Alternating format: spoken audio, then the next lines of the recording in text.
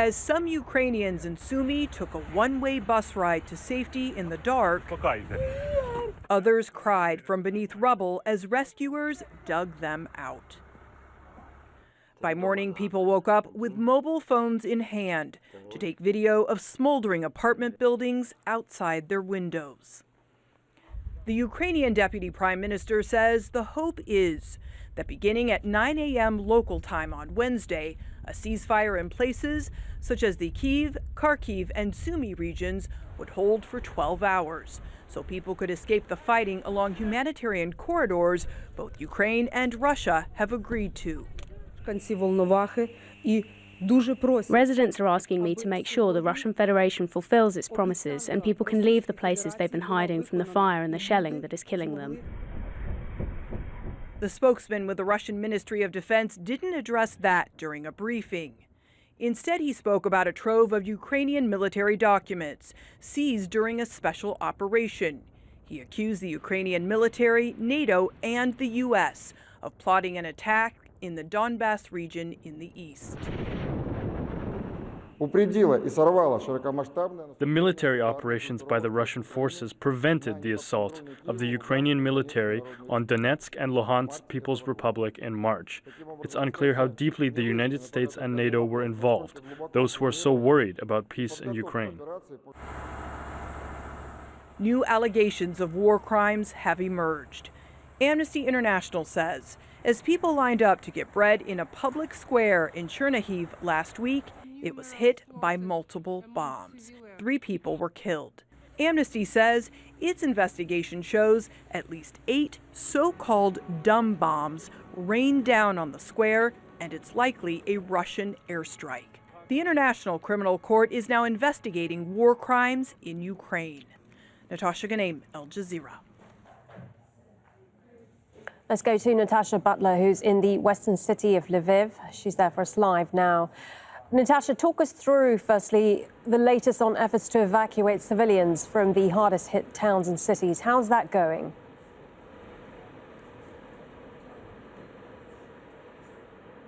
Well, we have a bit more information now because there was a lot of conflicting information about the implementation of these humanitarian corridors a bit earlier. What we do know is that Ukraine has agreed with Russia to evacuate people from at least 5 towns and cities across Ukraine, including areas around Kiev and also the northeastern town of Sumy. Now, what we do know is that in terms of Sumy, people have been leaving today. The ceasefire there seems to be holding between Ukrainian and Russian troops, and people are being bussed out. This is the second day that people have been able to evacuate this city. There are about 250,000 people in the city, 5,000 of them left on Tuesday. Many more will leave today. And some of the stories of people who are coming out are just heartbreaking. People having to leave behind relatives who can't move and aren't mobile enough to go. Other people saying that they were effectively running out of food, out of water,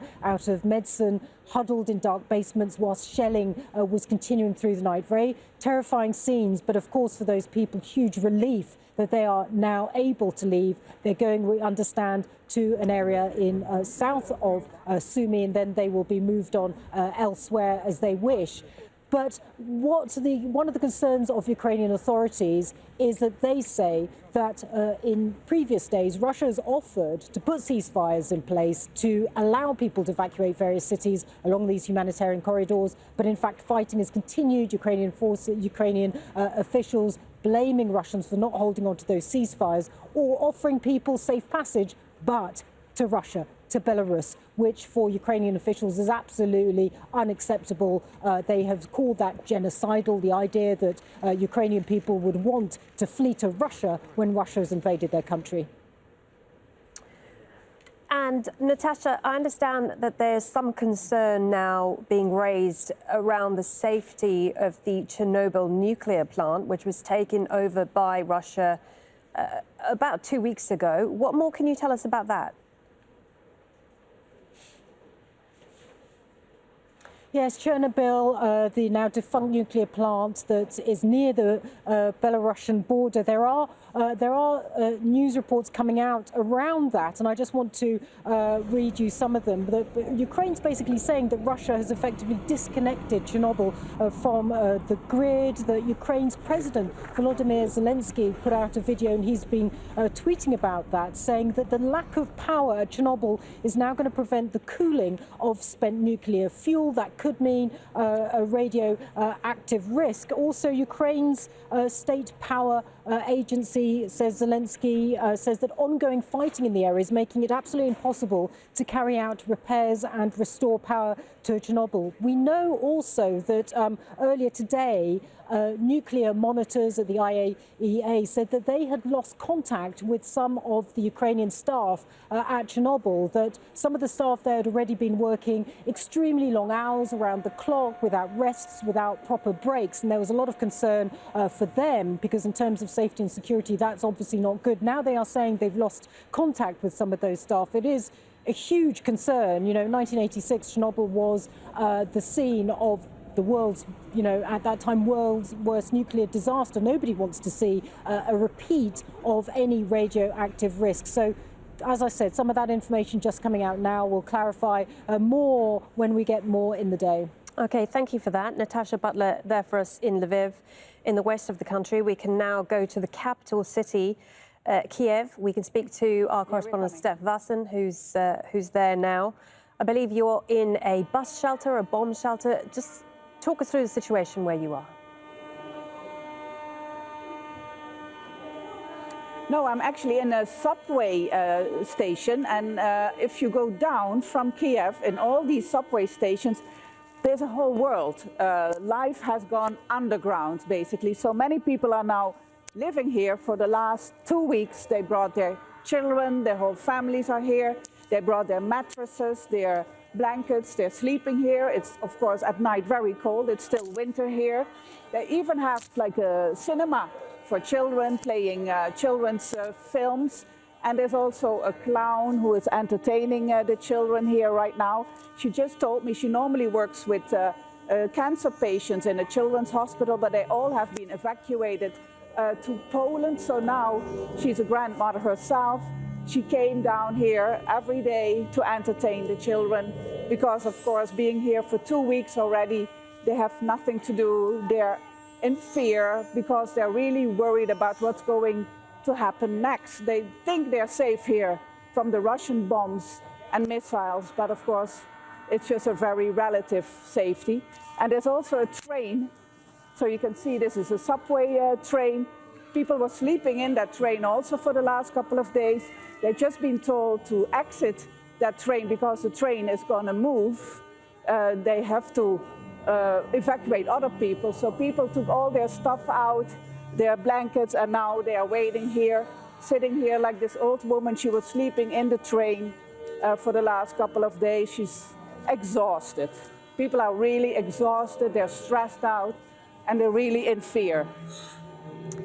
Absolutely incredible what we're seeing where you are. 2 weeks stuck underground like that, families with children.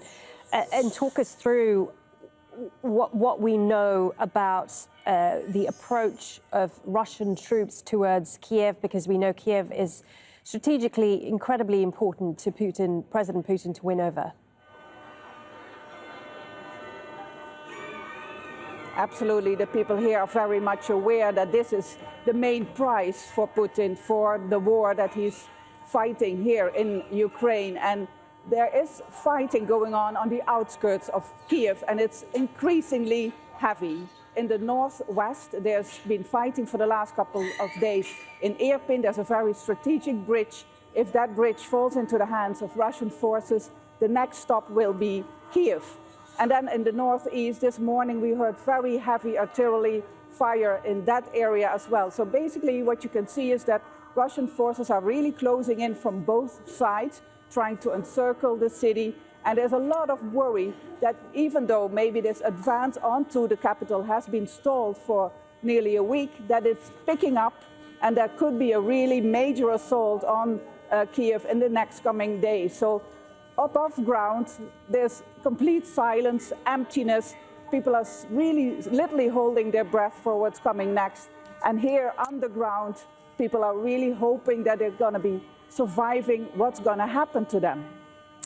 Okay, many thanks for your reporting. Step Vassen speaking to us there from underground at a train station where many of the people are sheltering in Ukraine. Russia's foreign ministry spokeswoman says Moscow is not trying to overthrow Ukraine's government, but she's indicated some progress had been made in negotiations. There are also negotiations with the Ukrainian side to try and avoid bloodshed. The third round of these talks have finished. Political and humanitarian issues were discussed. The humanitarian corridor was discussed. About 2 million people have now addressed Russia with a request for protection, and 140,000 people have gone into Russia. Torsa Jabari has more from Moscow. According to the spokesperson for Russia's foreign ministry, they now have evidence which they've found from various locations in Ukraine that shows that their Ukrainian government was working on a biological program with the help of the United States. And this is something that is very much a concern for the Russian government, and they want the United States to answer.